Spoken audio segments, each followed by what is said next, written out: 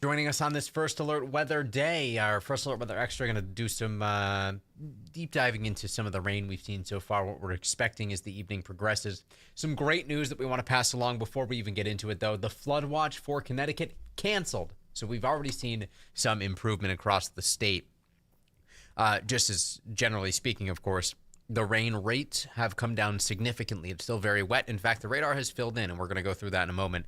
But we have that area of low pressure moving along that stationary boundary, and this will all eventually move offshore later tonight into the early hours tomorrow. So improvements are on the way. But in the meantime, we are still tracking some rain, the heaviest moving out of Cromwell and into Rocky Hill right now. Next up is going to be Wethersfield and Glastonbury. So this is tracking essentially right up 91. Certainly some moderate rain underneath this. Bit of a downpour near the Glastonbury Marlborough line too. So your first alert if you're on 91, if you're on Route 2, that things could be a little bit tough when it comes to travel at times. If we head northeast into the quiet corner, there's still rain falling right now, but it's not quite that heavy. This is actually a fairly beneficial soaking rain.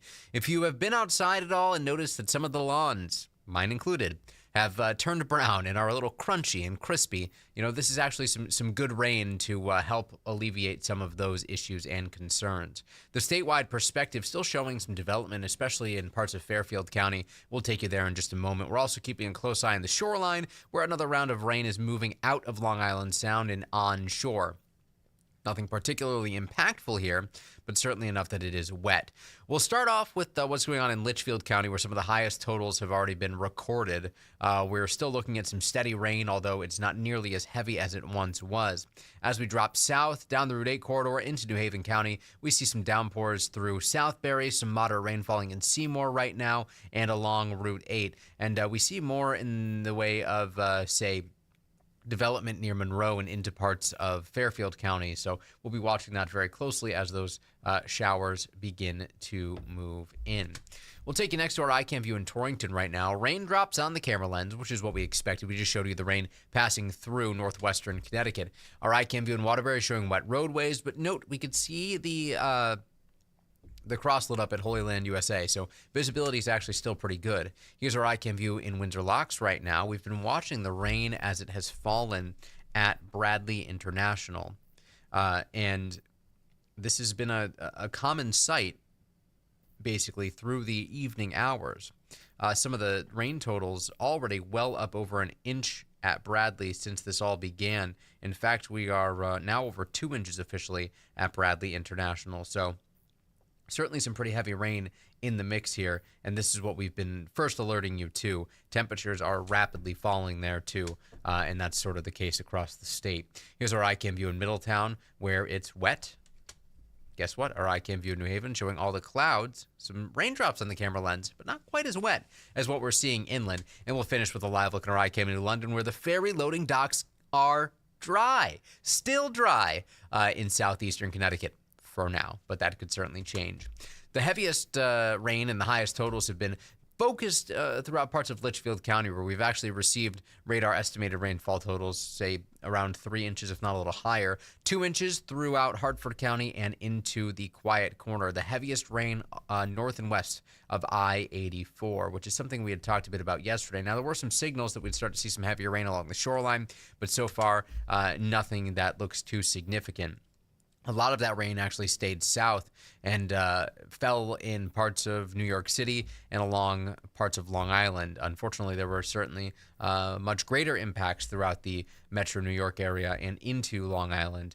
So really just a small shift north, and that could have been those impacts rather could have been experienced in Connecticut.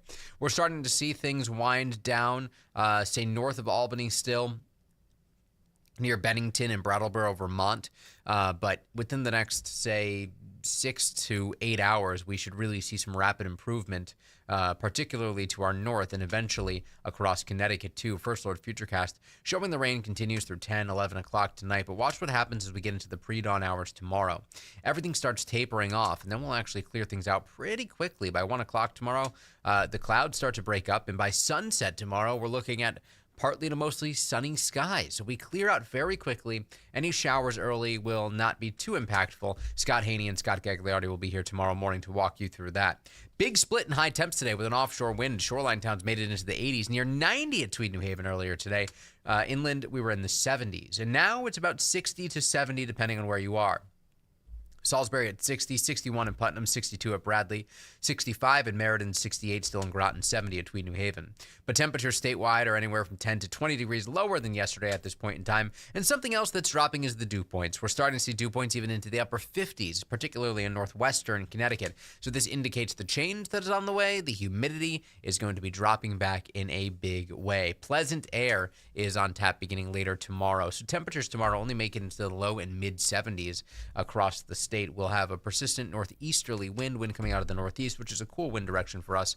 Temperatures along the shoreline perhaps just a little bit warmer with a bit of an offshore wind developing, but we're not even looking at any chance to hit 80 degrees tomorrow.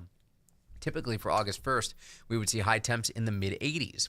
Unseasonably cool out there with temps mostly in the low and mid 70s. So a very different feeling day than where we've been, because not only are temperatures going to be unseasonably cool, we just don't have the humidity that we've dealt with throughout the week. On the flip side, that does mean air quality is actually going to be very good across Connecticut. Green dots, something we haven't seen on the air quality index, so we'll be able to breathe easily, quite literally, tomorrow. So there's the front moving offshore, opening the door for high pressure to move in out of Canada. That's going to bring clear skies and much lower humidity heading into and through the weekend. Take a look at First Alert Futurecast, 6 o'clock Saturday morning. That's right. Open up the windows, turn off the AC, let the fresh air in. Temps will be in the 50s just about everywhere, and dew points will be even lower than that. So with that very dry air moving in, it'll be quite pleasant Saturday and Sunday, really looking like spectacular weather. But even into Monday and Tuesday next week, temperatures start to climb a little bit, but we're not looking overly humid. Temperatures peaking, say, around 87 on Monday and Tuesday inland, and even overnight lows by the middle of next week are only in the low and mid 60s. Really nothing all that notable, actually quite close to average this time of year, and certainly still better than the 70s that we dealt with earlier this week. Shoreline highs go from 75 tomorrow into the lower 80s this weekend, mid 80s early next week. And you'll note by Wednesday and Thursday, temperatures actually start to drop off a bit. At this point in time, it is looking mainly dry, but we could see just a little bit more in the way of cloud cover. So if you like cooler days, if you're not a fan of the humidity, maybe that's welcome change to you, because it has been a warm July, warmer than average, a hot July, you could say, and also wetter than average. Now, this is not the updated number for Bradley's official rainfall today. It will be over 2 inches, a very wet day at Bradley International. Let's hop into the extremes for August. 102 degrees on August 9th, 2001 is the record high for the month. The record low of 36 was all the way back on August 31st of 1965. Just as a point of reference, mid-30s, cool enough for frost to form. So that's pretty impressive, but that is the monthly low temperature record. The wettest August ever, 21.87 inches of rain measured in 1955. That was a very active year when it came to the tropics. So unfortunately, that was a sort of a busy time here in Connecticut, and very, very, very wet month. We're not looking at anything like that, especially as we kick off the first week of the month, where things are still dry. And just as a point of reference, the tropics are still quiet. 85 is the average high tomorrow. By the end of the month, the average high goes to 81. Average low drops 4 degrees from 63 to 59. In a typical August, we do see about 4.25 inches of rain, just under that, 4.21. Now, by September 2nd, our average high falls to 80. So that's just about a month away, a little over a month away. And in less than 2 months, the average high falls to 70. In less than 3 months, the average high falls to 60. But we're not talking about anything quite that cool anytime soon. On the 8 to 14-day outlook, which brings us from August 7th to the 13th, deep shades of red indicating the higher likelihood that temperatures will actually swing back above average as we approach the second weekend of the month. So we'll be watching that very closely, and we will be the first to alert you if anything looks like it's going to be record-setting, or if it's going to be highly impactful to spending time outdoors. Now, this is a statistic that maybe not everybody will be too happy about. 1 week from tomorrow, August 8th, is our final 8 p.m. sunset of the year, and we're only about a month and a half away from our 7 p.m., our first 7 p.m. sunset of the autumn, of the fall.